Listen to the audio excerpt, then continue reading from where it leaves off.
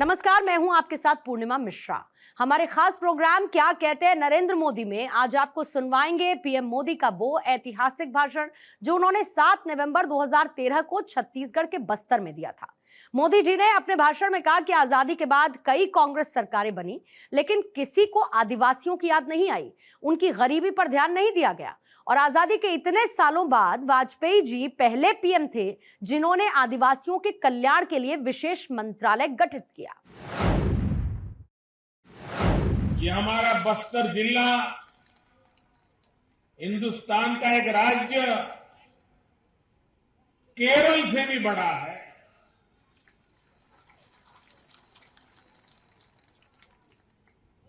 इस बस्तर जिले के पास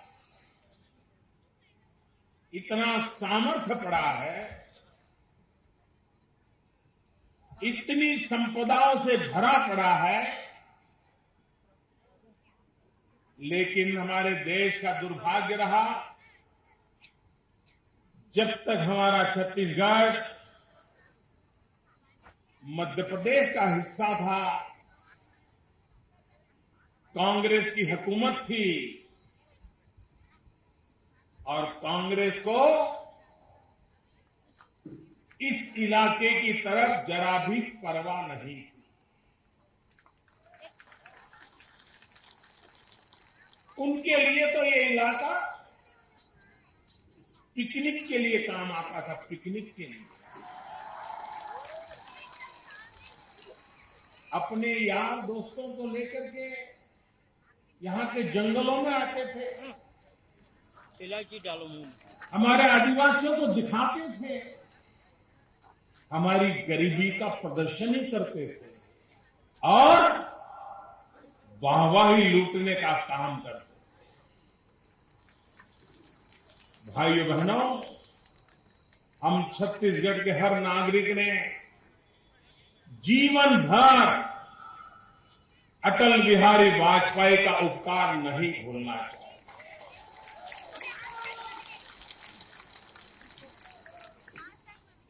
ये वाजपेयी जी की दीर्घदृष्टि थी, ये उन्हीं की सोच थी कि अगर हम छत्तीसगढ़ एक अलग राज्य बना देंगे, यहां के लोगों को विकास के लिए अगर अधिकार देंगे, यहां के लोगों को विकास के लिए अवसर देंगे, तो ये इलाके के लोग ऐसे हैं, यहां की मिट्टी में ऐसा दम है कि वे छत्तीसगढ़ को हिंदुस्तान के समृद्ध राज्यों की साथ बिठाने के लिए ताकत रखते हैं। ये सपना अटल बिहारी वाजपेयी जी ने देखा। आज मैं जगदलपुर की इस धरती से मां दंतेश्वरी के आशीर्वाद के साथ अटल बिहारी वाजपेयी जी का गौरव करता हूं, अभिनंदन करता हूं, उनको प्रणाम करता हूं तो उन्होंने छत्तीसगढ़ का निर्माण किया। अटल बिहारी वाजपेयी जी के दिल में दलितों के प्रति, पीड़ितों के प्रति, शोषितों के प्रति, मेरे आदिवासी भाई बहनों के प्रति विशेष लगाव था। वो नारे नहीं दिया करते थे, वो मोटी मोटी बातें नहीं किया करते। वाजपेयी जी समाज को ताकतवर बनाने के लिए लंबी सोच के साथ योजनाएं बनाते थे, निर्णय करते थे और योजनाओं को लागू करके गरीब से गरीब की भलाई के लिए सरकार को काम में लगा। मुझे बताइए मेरे भाइयों, आदिवासी भाइयों बहनों, इस देश में आदिवासी समाज कब से है? हजारों साल से है कि नहीं है?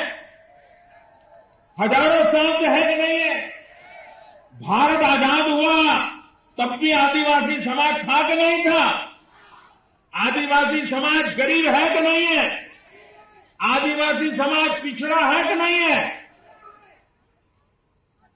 देश आजाद हुआ, कांग्रेस की इतनी सरकारें आई, लेकिन किसी भी सरकार को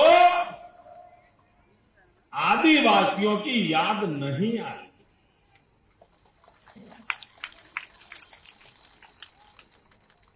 उनकी गरीबी की चिंता नहीं हुई, उनके बच्चों की शिक्षा दीक्षा की चिंता नहीं हुई।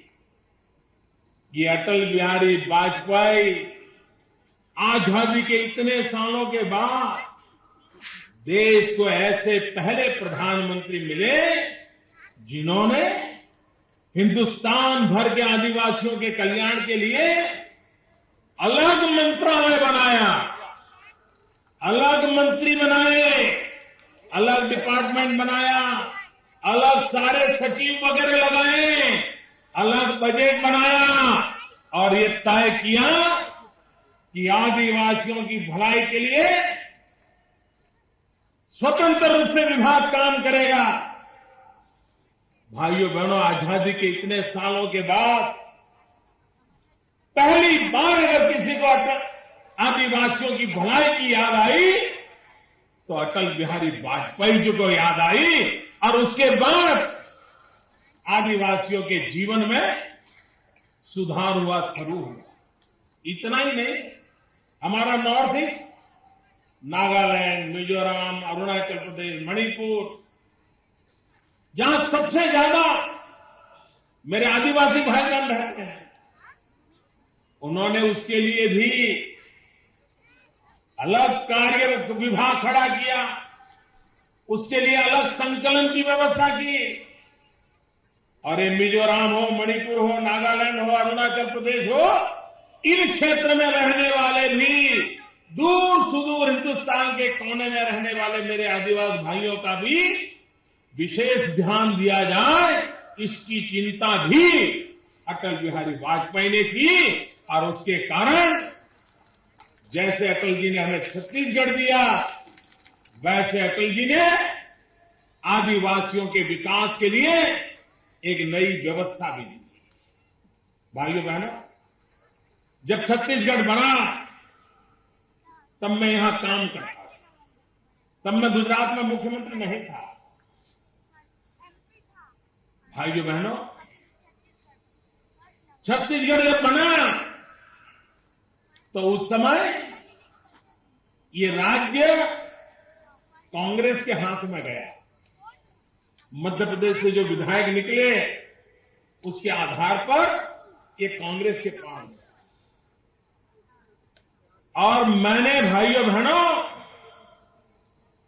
वो 3 साल जब मैं याद करता हूं, उस समय के यहां मुख्यमंत्री के कारनामों को याद करता हूं, जोर और जुल्म करने की उनकी आदतों को याद करता हूं, तो आज भी मेरे रोंगटे खड़े हो जाते। ऐसा मुख्यमंत्री छत्तीसगढ़ को पहला मिला था जो अत्याचार और जुल्म का शासक था। उसने जब भारतीय जनता पार्टी के कार्यकर्ता अपनी मांगों को लेकर के रायपुर में जुलूस निकाला, उन पर बेरहमी से ऐसा जुल्म किया था,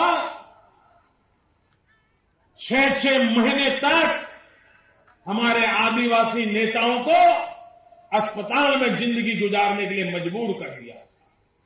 ऐसा जुल्मी शासक हिंदुस्तान के इतिहास में कभी नहीं आया।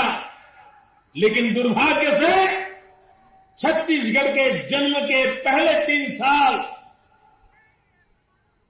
ऐसे बुरे हाथों में छत्तीसगढ़ चला गया था कि ऐसा डर लगता था कहीं अटल बिहारी वाजपेयी का सपना चूर चूर तो नहीं हो जाएगा। छत्तीसगढ़ को आगे बढ़ाने की उनकी इच्छा कहीं अधूरी तो नहीं रह जाएगी। लेकिन भाइयों बहनों, मैं छत्तीसगढ़ की जनता का अभिनंदन करता हूं। मैं छत्तीसगढ़ की जनता की दीर्घदृष्टि को सलाम करता हूं। मैं छत्तीसगढ़ के मेरे दलितों को सलाम करता हूं। मैं छत्तीसगढ़ के मेरे आदिवासियों को सलाम करता हूं। वे परिस्थिति को समझ गए और जैसा ही छत्तीसगढ़ में पहला चुनाव आया, पहले ही चुनाव में उस जुल्मी शासक को ऐसे उखाड़ करके फेंक दिया, ऐसे उखाड़ करके फेंक दिया कि हिंदुस्तान में कांग्रेस के बुरे दिन की गिनती शुरू हो गई। और इसलिए आपकी इस दीर्घदृष्टि के लिए मैं अभिनंदन करता हूं। आप कल्पना कीजिए भाइयों बहनों, अगर आपने 10 साल डॉक्टर रमन सिंह को न दिए होते, भारतीय जनता पार्टी को न दिए होते, तो आज अपने छत्तीसगढ़ का हाल क्या हुआ होता। अगर लुटेरों के हाथ में छत्तीसगढ़ चला गया होता, कुछ नहीं बचता भाइयों, कुछ नहीं बचता। जिस कांग्रेस की दिल्ली की सरकार कोयले के पीछे पड़ गई, कोयले के पीछे, आपके छत्तीसगढ़ का 1 किलोग्राम भी कोयला नहीं बचता, लूट लेते। ये हाल इन्होंने करके रखा है भाइयों। ये आपकी दूरदर्शी थी कि आपने छत्तीसगढ़ को कांग्रेस के पंजे के नीचे जाने नहीं दिया, वरना कांग्रेस का पंजा पड़ता तो 10 साल में तो छत्तीसगढ़ तबाह हो। भाइयों बहनों, 3 राज्यों की तुलना करने की मैं जरूरत समझता हूं। अटल बिहारी वाजपेयी जी ने कोई खून खराबे के बिना, कोई लाठी गोली के बिना प्रेम से लोगों को विश्वास में लेकर के 3 राज्यों का निर्माण किया था। एक झारखंड बनाया था, दूसरा उत्तराखंड बनाया था और तीसरा छत्तीसगढ़ बनाया। कोई भी व्यक्ति उत्तराखंड, झारखंड और छत्तीसगढ़ 3 राज्यों के पिछले 10 साल का जरा लेखा जोखा कर ले, हिसाब लगा लें।